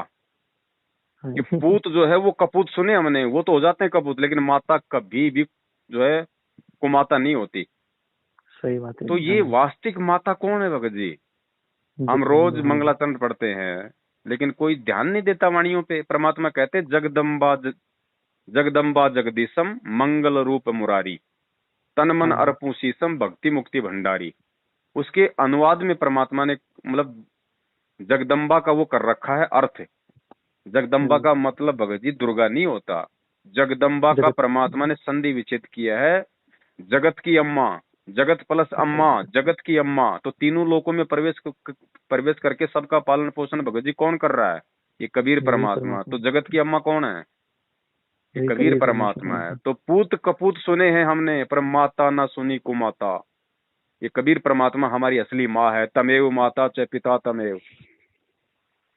सही बात है जी, एक एक शब्द, एक एक शब्द। अब ये तो कोई सामने से कोई बोल दे जय माता की तो अपने वाले तो डर जाते हैं कि अब इसको क्या जवाब दूं। अरे बोलो ना जय माता की, हमारी माता वो है भाई, उनकी माता होगी दुर्गा, हमारी माता तो हमारा कबीर भगवान है। अब गुरु जी कहते हैं सामने से कोई राम राम बोला है तो हम भी उसको राम राम बोल सकते हैं। क्यों? क्योंकि उनका राम तो राजा दशरथ वाला बेटा है, लेकिन हमारा राम तो वो कबीर भगवान है। हमारी सुरती तो हमारे भगवान पे जाएगी। अब कोई कहे भाई मतलब जय जगदीश तो बोलो ना जय जगदीश, दिक्कत क्या है? हमारा जगदीश कौन है? जगदम्बा जगदीश मंगल रूप मुरारी, जगदीश जगत प्लस ईश, सारी सृष्टि का स्वामी वो कबीर परमात्मा। बिल्कुल सही बात बोली। और ये ज्ञान जो है ना परमात्मा का ज्ञान, तो जीव को जो है मतलब निर्भय करता है। और ये भगत वापस मतलब खौफ में जी रहे हैं, भय में जी रहे हैं, तो फिर इनको ज्ञान कहाँ हुआ? इन्होंने कहाँ समझे गुरु जी के ये सत्संग? अब कहीं चले जाते हैं और ब्रह्मा विष्णु महेश के आगे मान लीजिए, अगर ब्रह्मा विष्णु महेश के आगे अगर हाथ जोड़ने पड़ जाएं तो उसमें वो नामखंड, अरे काय का नामखंड हो गया रे। गुरुजी ने कहा कि इनका आदर करो, ये आदरणीय है। आदर का मतलब क्या होता है? अगर तेरे घर पे अगर तेरा फूफा आ गया तो तू उसके हाथ जोड़ के उसको राम राम नहीं बोलता क्या? बोलता है ना। मामा जी आ गए तो हाथ जोड़ के मामा जी राम राम, फूफा जी राम राम बोलते हैं ना। जब 2 कोटि के जीव को हम हाथ जोड़ के राम राम करते हैं तो ये तो भगत जी यहाँ का मैनेजमेंट संभाल रहे हैं पूरा, ब्रह्मा विष्णु महेश। तो इनके आगे हाथ जोड़ने से आपको क्या हो जाएगा? गुरुजी ने कह दिया भैया इनको मतलब पूज्य भाव से हाथ नहीं जोड़ने, आदरणीय भाव से हाथ जोड़ने। अच्छा जी, सही बात है। बहुत सारी गहरी चीजें हैं भगत जी। एक लास्ट को मैं एक शंका तो नहीं बोलूंगा मैं, मतलब मेरे दिमाग में आ गई कि अब बुरा मत मानना आप, कि जैसे जिस टाइम काल ने कोई परमात्मा ने दुर्गा जी को भेजा इनके पास, काल के पास, कि जितने जीव चाहेगी उत्पन्न कर देगी, लेकिन उसके मन में वो गंदी बात आ गई तो उसने अपने नाखून से उनकी योनि बना दी। तो मतलब ये वहां नहीं बनाई भगत जी, वहां नहीं बनाई थी योनि तो यहाँ आने के बाद बनाई है 21 ब्रह्मांड में। तो मतलब ये उसकी रचना है शायद, ये जो इस काल की ही रचना है ये योनि। तो योनि और लिंग तो इसकी खुद की रचना है भगत जी। अच्छा। भाई जब वहां पे जब ये कुकर्म करने लगा तो उसी समय परमात्मा जोगजीत रूप में आके इसको निकाल दिया था कि नालायक इस सच्चे लोक में ये बकवाद नहीं चलती है। उसके बाद तो इसको वहां से निकाल दिया था। फिर यहाँ आने के बाद फिर इसने दुर्गा के साथ में अपने नाखूनों से उसकी जो है वो स्त्री इंद्री बनाई और अपनी वो पुरुष इंद्री बनाई कि अब मेरा जो है वो कौन क्या बिगाड़ लेगा। यहाँ आने के बाद बनाई है भगत जी, वहां नहीं ना। ठीक है जी। तो ये मतलब मैं ये एक बात समझ नहीं भगत जी, मतलब एक बुरा मत मानना कि ये काम जो है ये मतलब उसके दिमाग में आया कहाँ से? अगर मतलब सतलोक में तो कोई ऐसी चीज है ही नहीं, मतलब वहाँ तो एग्जिस्ट नहीं करती भगत जी। वो परमात्मा पैदा करता है भगत जी, परमेश्वर ने पैदा किया था। क्योंकि हम आत्माएं हम आत्माएं जो हैं अपने परमेश्वर की महिमा से परिचित नहीं थी। हम सतलोक में भी उस परमात्मा को इतना आदर नहीं दिया करते थे जितना आज हम गुरु जी को सम्मान दे रहे हैं ना। आज गुरु जी ने 27 साल से ज्ञान दिया, हर भक्ति का एक एक छोटा छोटा पॉइंट हमें गुरु जी ने समझाया सत्संगों में। उसके बाद भी सारी संगत आज क्या कर रही है, कोई भी अगर कोई पीला पर्चा निकाल देता है तो उसके पीछे अंधी होके लग जाती है। 27 साल से गुरु जी ने ना रक्तदान कराया, ना गुरु जी ने देह दान करवाया। आज लोग अंधे होके संत रामपाल जी को अपना गुरु मानते हैं, देह दान कर रहे हैं, रक्तदान कर रहे हैं। गुरु जी ने कहा कि भैया कि किसी भी कुपात्र को ज्योति पाठ का पैसा नहीं देना चाहिए। पाठ करने का अधिकारी केवल परमात्मा है, यानी सतगुरु ही पाठ करने का अधिकारी है, कहा ना गुरु जी ने। उसके बाद भी लोग मूर्ख होके गुरु संत रामपाल जी को बना रखा है और ज्योति पाठ करवा रहे हैं सतलोक आश्रम मैनेजमेंट वालों के पास में। ठीक यही स्थिति भगत जी वहां पे सतलोक में थी काल से पहले। काल से जो काल ने जब ये तपस्या की उससे पहले ठीक वही स्थिति सतलोक में थी। हम उस कबीर परमात्मा को भगवान तो मतलब जो है बोलते थे, लेकिन हमारी वो आस्था नहीं थी वहां भी वो हमारी वो, क्योंकि भगत जी ऐसा है ना, जब आदमी को टाइम पे खाना मिल जाता है, टाइम पे आदमी को मतलब सारी चीजें मिल जाती हैं, तो वो उस चीज की महत्वता को नहीं समझ पाता। अब गुरुजी कहते हैं कि जब भाई कोई भिखारी आदमी या फिर कोई ऐसा जरूरतमंद आदमी ही जो है मतलब कि पैसे की वैल्यू को समझ सकता है। मान लीजिए अगर किसी को अपने बच्चे की फीस भरनी है या किसी की बेटी की शादी आ गई और उसके घर में 1 रुपया नहीं है, उस व्यक्ति को पता है कि पैसे की कीमत क्या होती है। और जिसका जन्म ही शाहरुख खान के परिवार में हो गया तो वो क्या जाने भगत जी पैसा क्या होता है। तो ठीक ये स्थिति हमें सतलोक में परमात्मा ने सारे सुख दे रखे थे, तो हम उस भगवान की महिमा से जो मतलब की परिचित नहीं थे भगत जी, और बिना भगवान की महिमा से जो है परिचित हुए हम सतलोक में रहने के अधिकारी नहीं थे। ये सारा खेल उस परमात्मा का है कि सारे खेल हमने किए, हमसे मिले सो निश्चय जिए। सही बात है। हाँ जी ठीक है। तो काल जो है हमारे से ज्यादा मतलब कि जो है मतलब भाई उसके अंदर मतलब की वो मतलब दुर्भावना थी। तो परमेश्वर ने इन दोनों को निमित्त बनाया, आप और हम सभी को मतलब सद्बुद्धि देने के लिए। अब हम जब वापस जाएंगे हम सतलोक में, तो भगत जी हम जितना सम्मान यहाँ दे रहे हैं ना आज गुरु जी को ज्ञान समझ के, उससे लाखों गुना ज्यादा वहां देंगे। अब हम परमेश्वर की महिमा से परिचित हो गए, अब हम दोबारा वो गलती नहीं कर सकते भगत जी। और ये बहुत ही गहरा भगत जी आध्यात्मिक सिस्टम है। हम लोग डायरेक्ट मतलब कि सतलोक में थोड़ी हुए हैं भगत जी। सतलोक से जाने के बाद फिर हमारे को ऊपर के लोगों की भक्ति करनी पड़ी, अलख लोक की, फिर अगम लोक की, फिर अनामी लोक की।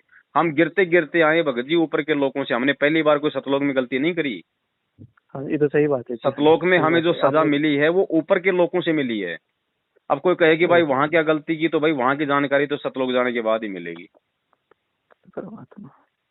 तो हम पहले तो केवल सतलोक जाने का अपना पूरा टारगेट बना लें, बाकी जानकारी वहां जाने के बाद मिलेगी भगत जी। ये बहुत गहरा आध्यात्मिक सिस्टम भगत जी, इसको समझना ये भी कोई लाखों में किसी एक के समझ में आती है भगत जी ये बातें भी। परमात्मा ने भाई सतलोक में तो सारी चीज है भगत जी। सतलोक में जो है वो क्या नहीं है मुझे बताओ। हाँ जी सब कुछ है, लेकिन वहां पे इन चीजों का जो है वो प्रभाव नहीं है। इन चीजों का वहां पे प्रभाव नहीं है भगत जी। ये आज जो ये तीनों गुणों के पीछे हम जो इतने पागल हो रहे हैं, रजगुण, तमगुण और ये सतगुण, ये काल को कहाँ से मिले भगत जी? सतलोक से तो मिले हैं, मुकुट से। हाँ जी मुकुट से मिले हैं ना। तो सतलोक में थे ना ये, लेकिन ये वहां पे निष्क्रिय थे।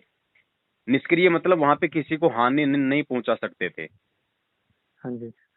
अब जैसे भारतीय सेना के पास का जो भारतीय सेना का जो भी मतलब की आर्मर हाउस है जहाँ पे उनके मतलब की तोप गोले बारूद है, मान लीजिए हैंड ग्रेनेड है जो हाथ से फेंका जाता है ना वो बम, तो वो तो रखे हुए हैं ना। जहां भी रखा है भारतीय सेना ने वो तो रखे हुए हैं, लाखों की संख्या में रखे हुए हैं। वो किसी को कोई हानि नहीं पहुंचा रहे ना। लेकिन कोई व्यक्ति यदि उस हैंड ग्रेनेड को हाथ में लेकर मुंह से उसकी पिन हटा के, और फिर क्या होगा, उसने उसको एक्टिवेट कर दिया, अब वो फूटेगा। सही बात। तो इसी प्रकार से ये कूरम के मुकुट में जो सामग्री थी, ये तीनों गुण ये डीएक्टिवेट थे। काल ने अपनी नालायकी के चलते उनको एक्टिवेट कर लिया, जिसके कारण उसके मन में वो दुर्भावना आई, वरना उससे पहले तो नहीं था उसके मन में ऐसी कोई काम वासना। तो जब उसने तपस्या करी तो उस वक्त हमारी भी परीक्षा हो रही थी। भगत जी वही बात है ना, हम परमेश्वर को परमेश्वर नहीं समझ रहे थे वहां भाई, हम वहां भगवान को भगवान नहीं समझ रहे थे। अगर भगवान को भगवान समझते तो हम नीचे क्यों आते, हम क्यों गलती करते, अपने बाप को वहां पे मल की भरी थाली को क्यों ठोकर मारते।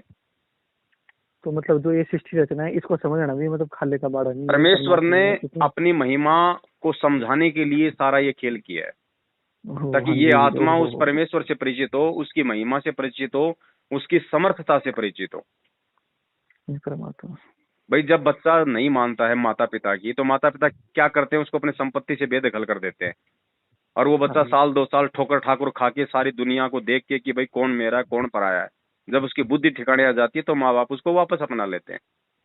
हाँ जी, समझ गए। तो ये सिस्टम है भगत जी। फिलहाल तो हमारा भगत जी जो टारगेट है वो सतलोक का होना चाहिए, और सतलोक भी भगत जी बिना अपने सतगुरु को भगवान माने, क्योंकि यहाँ का आम प्राणी ये जानकारी नहीं दे सकता भाई। यहाँ का कोई भी प्राणी कोई भी व्यक्ति सतलोक नहीं लेके जा सकता। समझ गए।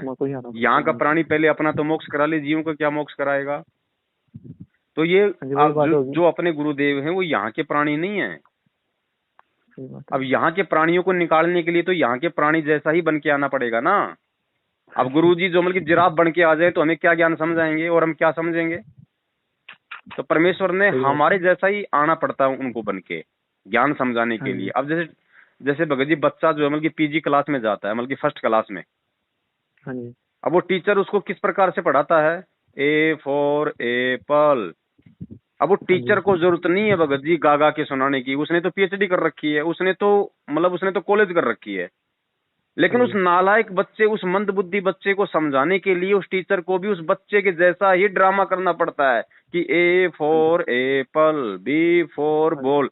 अब वो बच्चा समझे यार ये भी मेरे जैसा ही मूर्ख है, इसको भी नहीं आता ABCD, तो वो उस बच्चे की नालायकी है। अरे वो टीचर नालायक, वो तेरे को समझाने के लिए ये सारी एक्टिंग कर रहा है, उसको आवश्यकता नहीं है ये बोलने की कि ए फॉर एप्पल, लेकिन वो तुझे समझाने के लिए। तो इसी प्रकार जो सतगुरुदेव जी हैं वो यहाँ के प्राणी नहीं है 21 ब्रह्मांड के, ये परमेश्वर है भाई। लेकिन इसको हमें समझाने के लिए हमारे जैसा बन के आना पड़ता है। वाणी क्या बोलती है भगत जी नित्य नियम में कि साहिब से सतगुरु भय और सतगुरु से भय साध, ये तीनों अंग एक हैं, गति कुछ अगम अगाध। ये तीनों जो रूप हैं ये परमात्मा के रूप हैं। कौन से रूप? साहिब, सतगुरु और साध। साध यानी भगत, सतगुरु यानी ज्ञान देने वाला सतगुरु, और साहिब मानी खुद वो परमात्मा। तो 1951 में ये बंदी छोड़ संत रामपाल जी महाराज के रूप में आया, और 1951 से 17 फरवरी 1988 तक ये केवल एक आम व्यक्ति की भूमिका में रहे। कौन समझे परमात्मा की लीला? कौन समझेगा परमात्मा को? 1988 से इन्होंने नाम दीक्षा लेके, और गरीबदास जी महाराज जी की वाणी के अनुसार कि 12वें पंथ में हम ही चलावें, सब पंथों को मिटा के एक पंथ चलावें। तो 17 फरवरी 1988 को संत रामपाल जी भगवान ने 12वें पंथ में एंट्री की उस वाणी के अकॉर्डिंग, क्योंकि 12वां पंथ चल रहा था। 12वें पंथ का जो अंतिम जो संचालक था वो कौन था? स्वामी रामदेवानंद जी महाराज।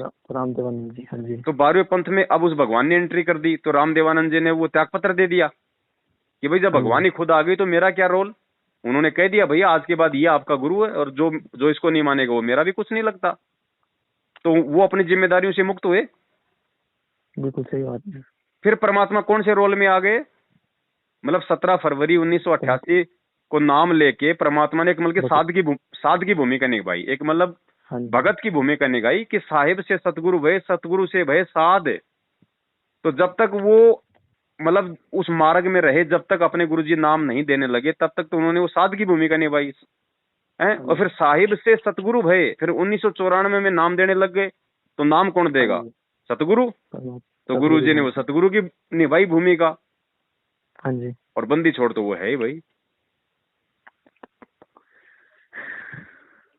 परमात्मा। तो भगत जी ये सीढ़ी दर सीढ़ी चीजों को समझना इतना आसान नहीं है भगत जी, तो परमेश्वर ही ज्ञान योग खोले तो समझ में आती हैं। और भगत जी वही बात है, फिर काल का इतना जबरदस्त प्रभाव है भगत जी, फिर कोई दूसरा जैसे समझाएगा ना आप और हमारे जैसा, फिर लोग उनकी बातों पे यकीन नहीं करते भगत जी। अब जैसे आज गुरु जी आके किस ब्रह्मांड में ज्ञान दे रहे हैं, कौन लोग समझ रहे हैं, कितने लोग समझ रहे हैं? अगर पूरी दुनिया का अगर परसेंटेज देखा जाए, दुनिया तो छोड़ो, चलो गुरु जी मतलब भारत में ज्ञान दे रहे हैं, और भारत की जनसंख्या 130 करोड़ है, अभी तक गुरु जी के 20 लाख भगत बने। अब बताओ 1% लोगों ने भी गुरु जी के ज्ञान को नहीं समझा, और 20 लाख में से भी भगत जी मुश्किल से कोई 20 भगत होंगे आज संगत में, मैं गारंटेड बोलता हूँ भगत जी, 20 लाख में से 20 भगत ही ऐसे होंगे जो संत रामपाल जी महाराज जी को अपनी अंतरात्मा से भगवान के रूप में जान चुके हैं। 20 भी मैं आपको ज्यादा बोल रहा हूँ।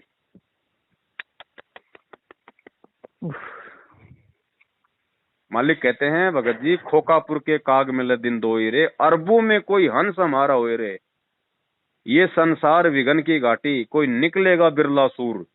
ये वाणियां हैं भगत जी परमात्मा की। अब एक बात बताओ, आप हिमाचल में पढ़ते हो 10th में 12th में, मेरिट में भगत जी कितने बच्चे आते हैं? सही बात है जी। पढ़ते तो सभी है ना, फीस भी सब भर रहे हैं, टीचर सबको पढ़ा रहा है, मेरिट में कितने आते हैं? वो स्थिति भगत जी इस भक्ति मार्ग की है। यहाँ पे हर युग में भक्तों की वो कलम चढ़ती रहती है, आगे से आगे वो बढ़ते रहते हैं, लेकिन भगत जी पार तो कोई इक्का दुक्का ही होता है बड़े भाई। हाँ ये पिछली पीढ़ी है, ये मौका है, ये मौका है भगत जी। इस समय परमात्मा अगर थोड़ी बहुत अगर वो कमी भी रह गई तो बंदी छोड़ मल की वो ग्रेस मार्ग दे देगा, ये मौका। लेकिन ये मौका भी वही जीतेगा जो गुरु में भगवान के रूप देखेगा। अब जो गुरु जी का ही जन्मदिन मना रहे हैं, अब बताओ गुरु उनको कहां से पार कर देगा? मालिक कहते हैं गुरु मानुष कर जानते वो नर कहिए अंध। गुरु को मानुष मानने का मतलब है गुरु जी का जन्मदिन मनाना। गुरु जी को क्योंकि जन्म कौन लेगा? जन्म तो भगत जी मानुष लेगा ना, मानव लेगा, इंसान लेगा, जीव लेगा ना। तो गुरु जी का जन्मदिन मना के तो गुरु जी को मानुष साबित कर दिया। सही बात है, क्योंकि भगत जी 2015-16 में मतलब जब ये वाणी आती थी ना कि गुरु मानुष कर जान देते नर कहिए अंध, ना सतगुरु जी ने उनके माना बाप, तो मैं सोचता था रामपाल जी का तो जन्म हुआ है, तो मेरे मन में खटकती थी बात, ये क्या हो रहा है, मेरे को समझ नहीं आ रहा कुछ। अब परमात्मा की दया से, भक्तों की दया से, साधसंगति से पता लगा सारी बातें। तो देखो वो तो परमात्मा जो भूमिका कर रहे हैं ना, उस भूमिका के अकॉर्डिंग परमात्मा एंड तक यही बोलेंगे कि मेरा तो जन्म हुआ है। अब एक सत्संग में गुरु जी कह रहे हैं कि मेरे जैसे ठग गांव गांव में लोगों को लूट रहे हैं, तो क्या गुरु जी ठग हो गए क्या? ठीक इसी प्रकार जब गुरु जी कहते हैं कि मेरा तो जन्म हुआ है, तो भगत जी वो जन्म परमेश्वर बोल रहे हैं इस संसार के लोगों को समझाने के लिए। लेकिन जो समझ चुका है, जो भगत समझ चुका है, उसके लिए वो जन्म शब्द नहीं है। हाँ जी, समझ गए? हाँ जी। अब एक बाप होता है भगत जी, जब बच्चा रोने लग जाता है तो उसका दादा या उसका बाप क्या करता है? घुटनों के बल वो नीचे चलने लग जाता है और बोलेगा बैठ बैठ बेटा, बैठ बैठ बेटा, ले मतलब घोड़ा आ गया, घोड़ा आ गया, बैठ बैठ बैठ। तो क्या बाप मतलब की घोड़ा बन गया? सही बात है। उस बच्चे का वो मन बहला रहा है। हाँ जी, इन चीजों को समझना पड़ेगा भगत जी। ठीक है भगत जी। अब वही बात है भगत जी, दास जैसे बार बार कहता है परमेश्वर की प्रेरणा से कि अगर कुएं के मेंढक को अगर कुएं में जाके कोई अगर समुद्र की जानकारी दे रहा है तो उसको कुएं का मेंढक समझने की भूल मत करना। सही बात है। 21 ब्रह्मांड एक कुआं है। हाँ जी। यहाँ से बाहर की जानकारी ये काल भगवान किसी को नहीं होने देता, ब्रह्मा विष्णु महेश को नहीं है जानकारी। अब यहाँ से बाहर की अगर कोई जानकारी दे रहा है तो उसको 21 ब्रह्मांड का प्राणी मत समझो, मार खा जाओगे। लेकिन मेंढक को तो मेंढक ही बन के समझाया जा सकता है। अब मेंढक को कोई इंसान समझाए तो वो उसकी भाषा समझेगा क्या? वो तो वैसे डर के अंदर छुप जाएगा पानी में। तो इन चीजों को समझना पड़ेगा भगत जी। अब इन बेरा गरीबदास जी आए थे, 2 संतों का प्रमाण मिला है जो सारे हरियाणा में पार हुए। एक संतोष दास, एक कलाहौड़ के अंदर उसका बनखंडी दास, उन दोनों के वहां आश्रम बने हुए। वो भी इतने पार हुए से वो फिर जन्म लेना से उन्होंने, यानी हम डटते नहीं संत की मर्यादा पे और फिर दोबारा उनको पार करेंगे। तो अब बताओ इब हम भी फेल हो ऐसा, हम तो कुछ भी जीव नहीं उनकी आंख सामने बंद भगवान खुद आए, उन पर विश्वास नहीं किया हमने, इसी प्रकार नहीं मानते क्योंकि हम फिर उन संतों के चक्कर में पड़े हैं जिनको बड़ी बड़ी जोटार लटार धारावाहिक वो चालान से तन्यों को नारा संत तो वो सब, ये तो एक साधारण जाट से। ये तो जमींदार मेरे हार, ये तो फलानी का दो छोरा से, ये तो दोता है ना हमारे गांव का। गरीबदास ने नो कहा करते, राज वहां मंदिर बना का माथा टेका सामने, नाक रगड़े से उसके आगे जा गए। और ये फेल होता, भगवान आता है तो क्या सींग लगा का आवेगा या कोई और काम करके आवेगा, वो कारण होता है।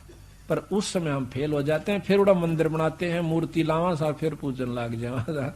समय जब मानते नहीं उसकी एक भी। अरे एक मान लेते तो एक का पार कर दे, इतना बड़ा ग्रंथ लेके बंदी छोड़, क्या उन्होंने बताया नहीं होगा, क्या उन्होंने समझाया नहीं होगा? दुनिया को बहुत कहा होगा, पर हमारा जो उल्टी बुद्धि फेर रखी काल ने, या सुलटी होना मुश्किल से, भक्ति मुश्किल नहीं है। मकर तार में ही मैदान, सूर्य संत पहुंचे सुजान, बैते को बैजान न दे, सतगुर पूरे खेवट हैं। शब्द अतीत हमारी जात, गरीब दास गुदा ना गात। शब्द अतीत हमारी जात, गरीब दास गुदा ना गात। सत साहिब। हाँ जी भगत जी, मैंने आपको बहुत ज्यादा टाइम ले लिया। मैं एक लास्ट बात पूछनी थी, लास्ट बहुत ज्यादा टाइम ले लिया आपका मैंने, कि अब जैसे कि परमात्मा सत्संग बताते कि भक्त के गहने होते हैं शील, संतोष, विवेक, और जो भी परमात्मा 5 चीजें बोलते हैं, तो मैं बड़ी कोशिश करता हूँ कि गुस्सा ना करूँ, ये ना करूँ, लेकिन क्योंकि मैं अभी संसारिक भाव में चल रहा हूँ, अभी राम राम सत्संग सुन रहा हूँ, तो ये चीजें मतलब बड़ा मुश्किल होता है। क्योंकि तो मैं सोच रहा हूँ कि आराम आराम से जब तक परमात्मा नाम ना संकल्प नाम लिखना ले, तब तक परमात्मा से हम थोड़ा सा तो इस भक्ति के खेत को सवारे थोड़ा बहुत, लेकिन बड़ी मुश्किल आती है, बहुत दिक्कत आती है। मतलब देखो भगत जी, बात ऐसी है, जब हम छोटे छोटे थे ना, तो हमारे गांव के पास में एक मेला लगता था। उस मेले में भगत जी कुश्ती होती थी।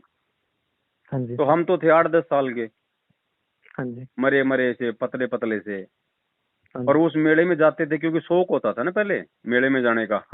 तो वहाँ पे पहलवान लोग जो है लंगोटा पहन के, बिल्कुल बॉडी सोडी उनकी हट्टा कट्टा, वो वहाँ पे कुश्ती लड़ते थे।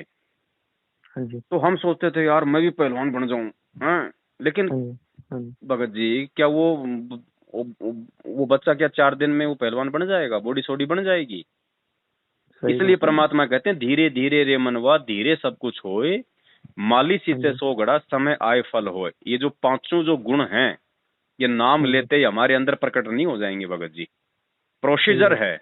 आम का पेड़ आज आपने लगाया, आप सोचो मैं तो कल ही आम खा लूं, इसके नहीं लगेंगे। उसकी प्रोसीजर है, उसको 5-7 साल आपने देने पड़ेंगे, उसकी सिंचाई करनी पड़ेगी, उसकी रखवाली करनी पड़ेगी, कीड़ों से उसकी रक्षा करनी पड़ेगी, तब जाके 5-7 साल बाद वो पेड़ बनेगा। पेड़ बनेगा तो उसके आम लगेंगे। तो हम इस भक्ति मार्ग में नाम लेते ही हम कोई भगत नहीं बन जाते, ना ही सारे हमारे विकार समाप्त हो जाते, ना ही हमारे अंदर 5 जो मतलब वो गुण आ जाते। जब हम वो भक्ति की वो खुराक खाएंगे तभी तो हम जो मतलब की भगत बनेंगे, पहलवान बनेंगे। सही बात, बिल्कुल। तो आपके अंदर अगर इतना भी अगर ये सोच आ रही है, गुरुजी ने सत्संग में बताया कि बच्चों अगर तुम्हारे अंदर अगर इतनी भी अगर सोच आ रही है कि मेरे अंदर 5 जो है गुण वो कब प्रकट होंगे, मैं कब भगत बनूंगा, तो गुरुजी कहते हैं कि तुम भगत बनने के रास्ते पे समझो कि तुम बल्कि चल पड़े, अगर तुम इतना भी विचार करने लग गए तो। अच्छा जी, अच्छा। हाँ जी। क्योंकि जब तक हम किसी चीज के बारे में सोचेंगे नहीं, विचार नहीं करेंगे, तो हम उस चीज पे आगे बढ़ने की हम नहीं सोचेंगे कभी भी। सही बात है। तो अब हमारे अंदर अगर ये विचार उत्पन्न हो रहे हैं कि भाई ये 5 गुण हैं, शील, संतोष, विवेक, दया, अक्षमा, तो अगर हम इन पे विचार करने लग गए तो कभी न कभी हम इनको प्राप्त करने की दिशा में भी आगे बढ़ेंगे। और प्राप्ति का मार्ग एक ही है भगत जी, गुरुदेव का सत्संग और गुरुदेव की भक्ति। भक्ति करने से automatic Bhagat ji, automatic system है ये। भक्ति करने से हमारे अंदर ऑटोमेटिक वो चीजें जो मतलब की वो विकसित होने लग जाती हैं। जैसे गुरुजी ने क्या बताया, जैसे कि मतलब मान लीजिए कोई बहुत बड़ा कोई वो तालाब है, और वो गर्मी का टाइम है, तो उस तालाब का पानी सूखता है, तो सूखते का उसका मतलब वो चिन्ह नहीं बनता। वो धीरे धीरे सूखता है, धीरे धीरे धीरे धीरे 4-5 दिन में 1 इंच पानी जाएगा नीचे, लेकिन वो निशान नहीं दिखाई देगा आपको। ठीक इसी प्रकार इस भक्ति के करते रहने से धीरे धीरे हमारे अंदर कब ये 5 गुण विकसित हो जाएंगे हमें मालूम भी नहीं पड़ेगा। आज आप बहुत ज्यादा आप जी गुस्सा कर रहे हैं, आप ये भक्ति करते रहे, आप जी गुरुदेव से प्रार्थना करते रहे, अब देखना 2-3 साल बाद या एक समय ऐसा आएगा कोई आपको गाड़ी निकालेगा तो आपको वापस गाड़ी निकालने का मन नहीं करेगा। ना आपके मन में उसके प्रति कोई राग द्वेष आएगा, तो आपके अंदर आपको मालूम भी नहीं है और आपके अंदर परमात्मा ने वो गुण भी प्रकट कर दिए। लेकिन वो एक दिन में नहीं हो पाएगा कि भाई आज ही मेरे को इंजेक्शन लगा दे, 500 गुण मेरे अंदर डाल दे। ये धीरे धीरे होगा। अब ये प्रोसीजर है। अब आप साथ संगति से जुड़ गए, अब देखो भगत जी, अभी आपने नाम नहीं लिया, नहीं लिया ना, और नाम ना लेने के बावजूद भी आप उस विषय पे बात कर रहे हो और उन चीजों को आप जी समझ भी रहे हो, जिस विषय को 20 साल से भक्ति कर रहे लोग नहीं समझ पा रहे। सही बात है। तो आप उन 20 साल से जो भक्ति कर रहे हैं मतलब गुरु जी की, आप उनसे कितनी उत्तम आत्मा हो। तो आने वाला अब जो समय है ना, और जो आत्माएं आएंगी अब गुरु जी की शरण में, वो गुरु जी का भेजा खाने वाली आत्मा नहीं होंगी। इन बड़े बड़े भक्तों की तरह जो अपने आप को बहुत बड़ा मतलब भगत समझते हैं, सारनामी समझते हैं, वो गुरु जी का दिमाग चाटने वाले नहीं होंगे। वो परमेश्वर की विशेष आत्मा होंगी भगत जी। वो जैसे ही वो नाम से पहले ज्ञान को समझेंगी। और वर्तमान में जो जुड़े हैं 90% वो भगत जी बिना ज्ञान को समझे जुड़े हैं। 600 साल पहले। हाँ, इसीलिए परमात्मा के सिर में इन लोगों ने इतना ये दर्द किया हुआ है। नहीं तो ये बलवाला कारण नहीं हो सकता था अगर ज्ञान समझ में आ जाता तो। ये परमात्मा कैसे उन्हें उठा दिया। मगर जी मैं आपको एक बात बताता हूँ, 2013 में ना, एक्चुअली मैं 2013 में था, मैं +1 क्लास में, शायद +2 में, छोटा था बहुत। उस टाइम मैंने सोचा कि मैं ज्ञान, मेरे को भक्ति सागर का संदेश कहीं से बुक मिलेगी, और मैं सोचा घर से भाग के मैं नाम ले दूंगा करके, मेरे को बर्बाद हो रहा हूँ। और परमात्मा की दया ऐसी कुछ परिस्थितियां हुई कि मैं वहां से, मेरा मन हट गया कि मैं ज्ञान सुनता रहा। अगर मैंने उस टाइम वहाँ नाम ले लिया था तो मेरी भी हालत 2014 वाले की तरह ही होती शायद। चलो कोई नहीं, परमेश्वर की दया है भगत जी। जब संस्कार आएगा तभी भी नाम से जुड़ा जाएगा, तभी परमेश्वर दया करेंगे। अच्छा बड़े भाई, 5 मिनट का था, 55 मिनट हो गई है। हाँ जी। और एक लास्ट बात पूछनी थी मैंने आपसे कि एक सदगुरु नाम दीक्षा लेने का मतलब कब सही समय, सही टाइम होगा, मतलब कि क्योंकि कभी कभी ऐसा होता है ना कि डाउट आ जाता है मन में, जैसे आप परमात्मा सत्संग। देखो भगत जी, डाउट कभी भी मतलब ऐसे क्लियर नहीं होंगे। नाम तो हमने लेना ही पड़ता है। हाँ जी भाई, ज्ञान केवल शुरू में इतना ही समझ लो कि आप इस भक्ति पे चल सको कि भाई इस भक्ति के अलावा, इस गुरु के अलावा कोई और दुनिया में सही नहीं है। जब इतना यदि आपको विश्वास हो जाए तो फिर नाम तो लेना ही पड़ेगा। अगर गुरु जी हैं तो नाम ले लो, नहीं है तो अपनी दीक्षा ले लो, या गुरु जी का कोई अगर आदेश है तो उस सिस्टम से भाई नाम दीक्षा ली जाए। ऐसा नहीं कि सारा ज्ञान समझ के नाम लिया जाएगा, ऐसा नहीं होता। क्योंकि भगत जी कुछ हमारे इतने मतलब तरह तरह के हमारे पाप कर्म होते हैं, कुछ पाप कर्म हमारे नाम के जाप से कटते हैं। तो जब हमारे उस नाम का हम जाप करेंगे या हम गुरुदेव की आरती करेंगे, अपने घर में दीपक जलाएंगे, उससे हमारे कुछ पाप कर्म हल्के होंगे, तब हमें आगे का ज्ञान समझ में आएगा। सही बात है ना। तो नाम लेना मतलब आपको 20% भी समझ में आ गया ना ये भक्ति मार्ग, तो नाम आदमी को उस समय ले लेना चाहिए। ऐसा नहीं कि सारा ज्ञान समझ के नाम लिया जाएगा। सारा ज्ञान समझ में ऐसे नहीं आता, वो नाम लेने के बाद ही समझ में आएगा ज्ञान धीरे धीरे। फिर ठीक है भाई। वैसे 2013 में वैसे मैंने मतलब 14 के बाद 16 में वैसे ऑनलाइन नाम दीक्षा ली थी। मतलब ऑनलाइन ही, मतलब शिमला में एक है हीरानगर में ना, एक उनसे ले लिया था, लेकिन मैंने फिर जाप नहीं किया उनका बिल्कुल भी नहीं, क्योंकि तो मैं घर में जाकर के जैसे घर गया, मेरे को डर गया कि मतलब घर वाले क्या बोलेंगे। तो 2016 की बात है, मैं सत्संग सुनता रहा थोड़ा थोड़ा करके। 17 में थोड़ा सुना, तो 18 में सुना, तो मतलब मंत्र तो प्रथम मंत्र याद है मेरे को। तो क्या मैं जब संकल्प दीक्षा लूं तो मतलब उनका स्टार्ट कर दूं जब भी मैं लूंगा, तो मतलब उनको स्टार्ट कर दूं। भगत जी देखो, बात ऐसी है, अगर ऑनलाइन दीक्षा आप ले चुके हैं तो नाम तो परमेश्वर का है। भले ये लोग अनाधिकारी हैं, इनको अधिकार नहीं है नाम देने का। ठीक है। नाम अगर आपको समझ में आ गया है, आपको अगर विधि समझ में है, जैसा गुरुदेव ने बताया है कि भैया आपने किस प्रकार से जाप करना है, कुछ दिन आपने वो किए भी होंगे, तो नाम को मत छोड़ो भगत जी। परमेश्वर को मतलब दंडोत करके और आप परमात्मा से मतलब संकल्प दीक्षा ले लो पहले तो। संकल्प का मतलब ये होता है कि परमात्मा हर स्थिति में मैं अब इस भक्ति मार्ग से पीछे नहीं हटूंगा, और गुरुदेव आप ही मेरे गुरु हो, आप ही मेरे परमात्मा हो, आपके अलावा मैं किसी को भी अपने इष्ट रूप में ना मानूंगा, ना मैं पूजूंगा। ठीक है। और उसके बाद भगत जी, आप जी जो मंत्र आपको जो दे दिया है जो परमात्मा ने, उस मंत्र का आप जी अपना मर्यादा में रह के जाप करोगे तो मंत्र का अपना लाभ मिलता है भगत जी। ठीक है भगत। आपको अगर मिला है ना तो उसका जाप करो। ठीक है जी। और जो धर्म भंडार जो आपके मतलब नई जो ये साथ संगति हो रही है, क्या उसमें जैसे मैं हूँ, जैसे मैंने भी संकल्प नाम दीक्षा तक ली, तो क्या मैं आ सकता हूँ वहाँ पर? इन धर्म भंडारों में, साध संगति में, गुरु जी के सत्संगों में तो भगत जी कोई भी आ सकता है। इसमें कोई नाम दीक्षा, संकल्प दीक्षा वाले का कोई मतलब नहीं है। इसमें तो कोई भी आ सकता है। पता नहीं अभी परमात्मा ने प्रेरणा करी कुछ तो, मतलब अगर हिमाचल में आसपास कभी भी, हिमाचल किसी के आसपास की अगर स्टेट में कहीं हो तो आप जरूर डालना, मतलब कि कहीं भी मतलब आया जाते हैं। 23 तारीख को उत्तराखंड में है मेरे हिसाब से, 250-300 किलोमीटर है आपके वहाँ से मेरे हिसाब से तो। अच्छा, उत्तराखंड में जोलीग्रांट एयरपोर्ट के पास में रानी पोखरी पड़ता है। प्रदीप जी के नंबर डाल रखे हमने पैम्पलेट बना के। अच्छा जी, ठीक है जी, परमात्मा की दया। ये तो मतलब मैं, आप मेरे को अपना व्हाट्सएप नंबर डाल देना सत साहब लिख के अपना, एक बार थोड़ा मैं आपको डाल देता हूँ पंपलेट। ठीक है, आप उनसे संपर्क कीजिए। अच्छा, वो आपकी पैम्पलेट बन गई, वो 4 पेज वाले जो आपने बोला था? हाँ, पैम्पलेट पूरा डिजाइन फाइनल हो गया है और आज उसको ऑर्डर भी दे दिया है। 19-20 तारीख तक आ जाएंगे भगत जी। अभी आगामी समय में दीपावली पे 2 दिन का जयपुर में समागम है, उस समागम में आएंगे दूर दूर से भगत भाई बहन, तो वहीं से वो ले जाएंगे।